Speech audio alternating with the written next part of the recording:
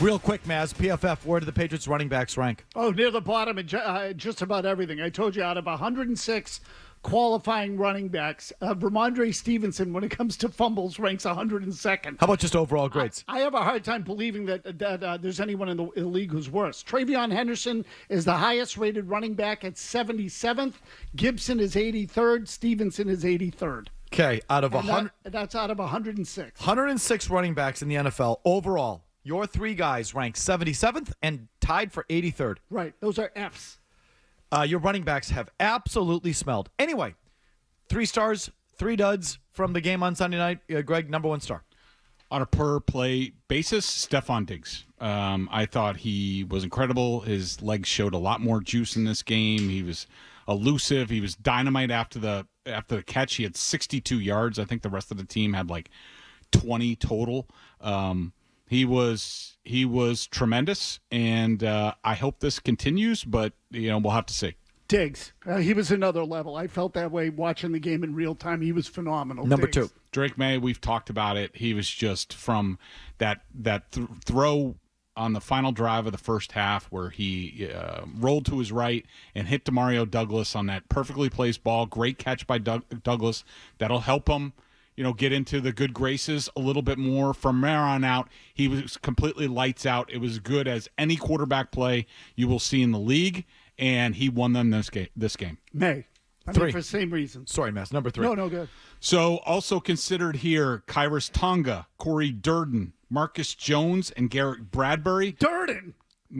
I know Tonga was awesome in this game. Keep going. Again. Go ahead. Durden, he had one of those penalties, didn't he? Yes. But still, he was all over the place. He was running around, flushing Josh Allen. Like, the big fella showed some movement. He played well overall. Yeah, he had that one brain fart. It happens. But Christian Barmore, I thought he was dynamite. He's starting to put these together. He got off to a slow start. He seems to do this every year, but he's coming into his own. He's forcing holding penalties and getting pressure and getting hits on Josh Allen. Like, Barmore's back. Marcus Jones. I thought Marcus Jones was terrific in this game. And look, he gets beat sometimes. It's never because of his size. It's never lack of effort. That kid's a true professional. He's hard not to like. 3 duds, Greg. Number 1 dud. Ramondre Stevenson putting the ball, on the carpet. One of his touchdown runs was decent. The other one was all scheme. He went untouched, but the fumble, they can't have it. Stevenson. Number 2. Vidarian Lowe. I mean, he finally gets into the game. He has a humongous false start. Just ridiculous. 1 snap. He played 1 snap and he effed it up. I got another 1 snapper coming up. That's 100% suck rate. 3rd dud. And I didn't even pick him. I'm sorry. I picked Joshua Farmer. Is his name Joshua? Yep. Yeah. Okay. That was the stupidest penalty I've ever seen. It's up there. Guy, and I know you mentioned yesterday he might have been looking to lob the ball back. The guy's on one knee. Your teammate is celebrating the tackle, and he comes in and decides to steamroll the guy. It's unbelievable. I know. It's a shame because he actually did play well in the game overall. Number 3. Just to irritate people, I considered Hunter Henry, Will Campbell, and Austin Hooper for this spot because the tight ends, a lot of it isn't their fault. The run blocking's just been horrendous, and they're part of it. And, Hunter Henry was great, had a couple of great catches. Tough time in the run game. Will Campbell, I thought this was his roughest game. Him and Jared Wilson were not good. There's getting more film on them. Good defensive coaches are knowing how to attack them. But I went with another 1 snapper, Brendan Schooler. He gets into one snap. That was his only snap? Gets a personal foul penalty. So bad. Longhorn package. Can't stand that guy. Next. So I had Vidarian Lowe, but I had one other name on the list that I'm going to throw out there because I want Greg's opinion. Gibbons. Does Gibbons suck, Greg? Well, he feels like a puppy. He's like better than Christian. All over the field. He's better than Christian Ellis for the most part. But yes, he was also one of my lowest rated defensive players. He was not good in this game. Play we didn't get to yesterday. Marcus Jones, good little player, Mazz. Tough. Yeah, I just think he gets every drop of his ability. He gets all of it. And he's obviously not a huge guy, huge on special. They should drop him in on offense from time to time. Will you people leave? Why? This Travion Why does that bother Henderson you? more because Their running backs blow.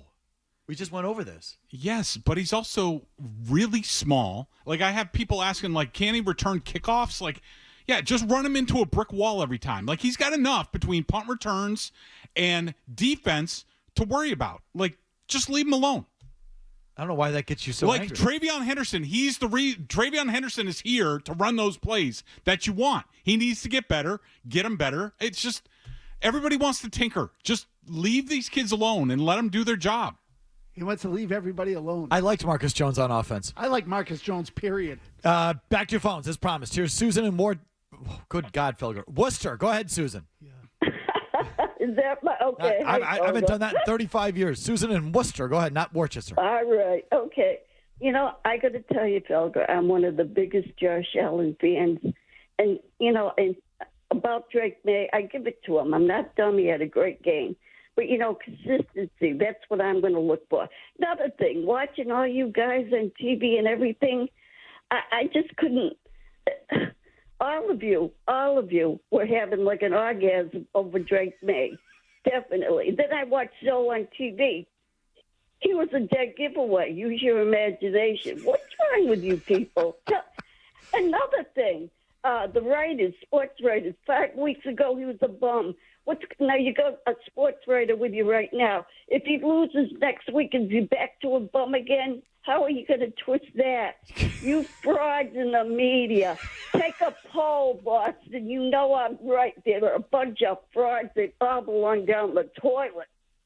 We've got better credibility than they do. Thank you, Felder. Thank you, Susan. I haven't weighed in on Drake May yet, though. Susan, God bless you. Don't let me in. No, but she has the writers. She's got us nailed. The writers, too early to judge Drake May. Yep.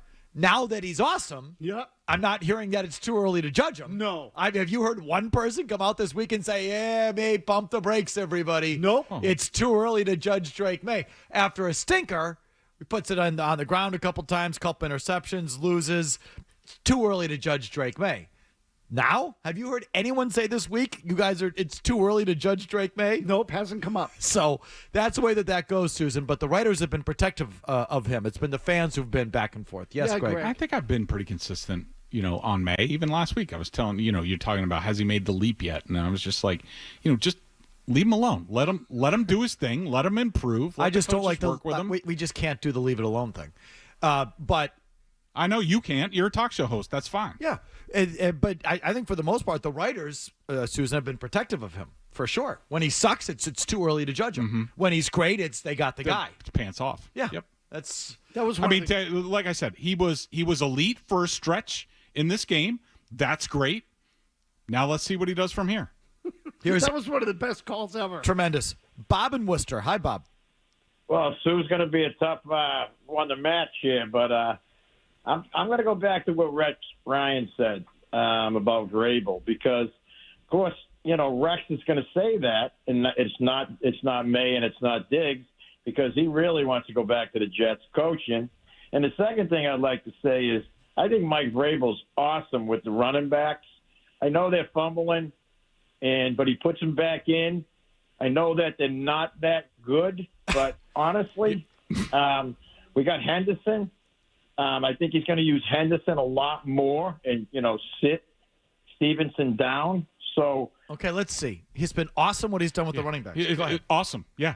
They fumble all the time. He can't run. Yeah. Awesome. The lowest rated Wonderful. running backs in the league. They've sucked. They've done nothing but suck. And their best one really just went on IR.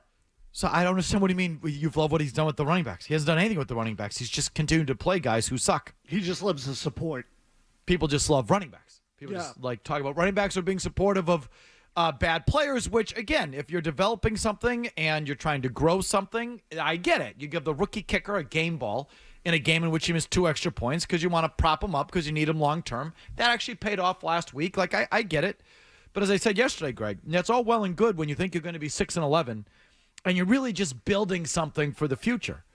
Now that you might be in the playoffs and you might have a playoff berth on the line or a home playoff berth on the line, it becomes, I think the dynamic changes there a little bit. You can't just afford to stick with players who aren't performing because you need them next year or you need them this year. You know what I'm saying? Yes, and I'm hopeful that Vrabel at some point, whether it's the midpoint of the season or whatever, or after the trade deadline, what have you, he starts pushing the gas a little bit on these guys and a little tougher, cracking the whip to be like, hey, we have a chance to do something, in these last 7-8 games. Let's build something into the playoffs. Remember, one of his goals was, his goals were like win the division, have a home playoff game. And like that might be on the table considering the schedule that they have the rest of the year. Penalties is another one. I think he's downplaying penalties because he wants a certain play style. I don't want to take away your aggressiveness or whatever. Well, I wants to play with a certain mindset. If that means you get flagged every now and then, it's worth it in the long run. Okay, well, you're in a big game and play a playoff berth or a home playoff game's on the line. It's probably not smart to be going off and cracking someone who's gotten tackled like 10 seconds earlier. You know what I mean? Unbelievable. No, so my hope is that later on down the line, he'll go back to the players and say, okay, forget what I told you before. You're now advanced enough to eliminate the penalties. Like, that's my hope.